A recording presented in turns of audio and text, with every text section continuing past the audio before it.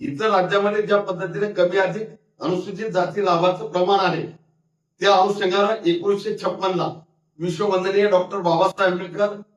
आणि अनुसूचित जाती अंतर्गत येणारे घटक आणि धर्मांतर झाल्याच्या नंतर स्वीकारलेला धर्म हा नाईलाजाने या विषयाशी संबंधित असल्यामुळं मग या विषयाच्या अनुषंगाने त्याचा उच्चार करणं अपरिहार्य ठरतं. माझ्या सार्वजनिक आयुष्यामध्ये सामाजिक सार्वजनिक आयुष्यामध्ये जवळजवळ माझ्या आजपर्यंतच्या आयुष्यामध्ये हा एक महिना जर सोडला तर मला हा शब्द चुकूनही कधी आलेला नाही. कारण मी बाबासाहेबांचा अनुयायी असल्यामुळं बाबासाहेबांच्या विचाराला प्रेरित असल्यामुळं मला बाहेर या शब्दाला मी कारण बाबासाहेबांनी 56 ला म्हणजे 1900 बाबासाहेबांनी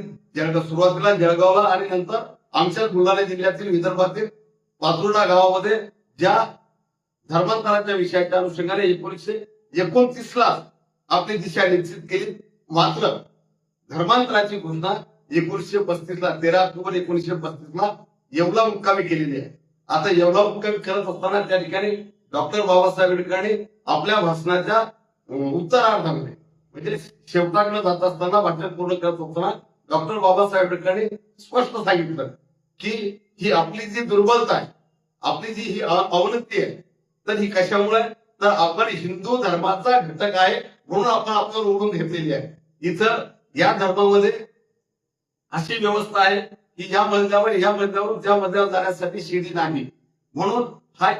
इथला आपण असा एखादा धर्म निवडला पाहिजे की ज्याच्यामध्ये समान दर्जा समान संधी समान न्याय आपल्या हक्काचं संरक्षण असेल तिथं जिथं स्वाभिमान असेल जिथे आपल्याला माणूस पण मिळेल असा एखादा धर्म निवडा अशा अनुषंगाने त्या भाषणाच्या शेवटाच्या उत्तरार्धामध्ये बाबासाहेबांनी सांगितलं. पण हे सांगत असताना बाबासाहेबांनी हे सांगितलं की मी ज्या धर्मामध्ये जन्माला आलो हिंदू म्हणून जन्माला आलो असतो तरी हिंदू म्हणून मरणार नाही. म्हणजे जाती अंताचा लढा लढणारी मंडळी जी आंबेडकरवादाचा विषय घेऊन पुढे बोलणारी जी मंडळी आहे तर या ठिकाणी आंबेडकरवाद हा फक्त शब्दात असावा लागत नाही तो आपल्या करणीमध्ये वागणुकीमध्ये वर्तनामध्ये सुद्धा असावा लागतो. कारण बाबासाहेबांनी 35 ला त्या ठिकाणी निश्चित केलं की मी या ठिकाणी जात बाबासाहेबांनी नाकारली आणि मग 56 ला जे बाबासाहेबांनी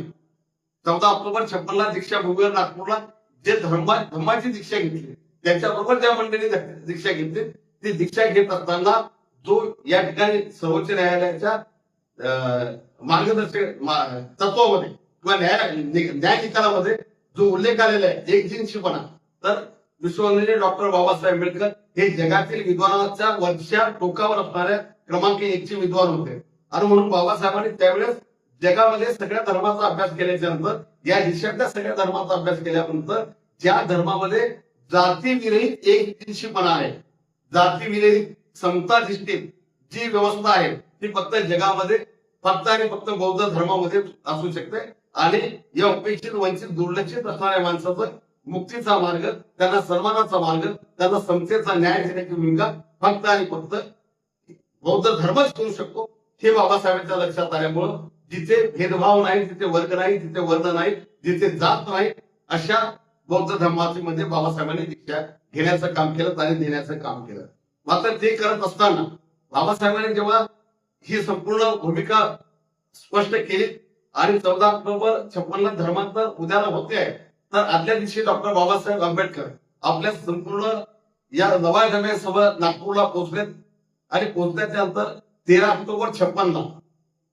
पत्रकार बाबासाहेबांकडे आले आणि बाबासाहेबांकडे आल्याच्या नंतर पत्रकारांनी बाबासाहेबांना काही जे प्रश्न विचारले होते त्याच्यामध्ये बाबासाहेबांना अनेक प्रश्न विचारले तर त्या प्रश्नाच्या उत्तरादाखल बाबासाहेबांनी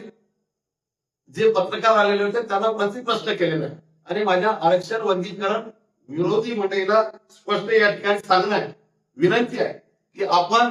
बाबासाहेबांचं हे जे विधान आहे ते जे उत्तर आहे पत्रकारांना विचारलं तर याच्या अनुषंगाने विचार करा. बाबासाहेब आंबेडकर त्या ठिकाणी पत्रकारांना म्हणताय की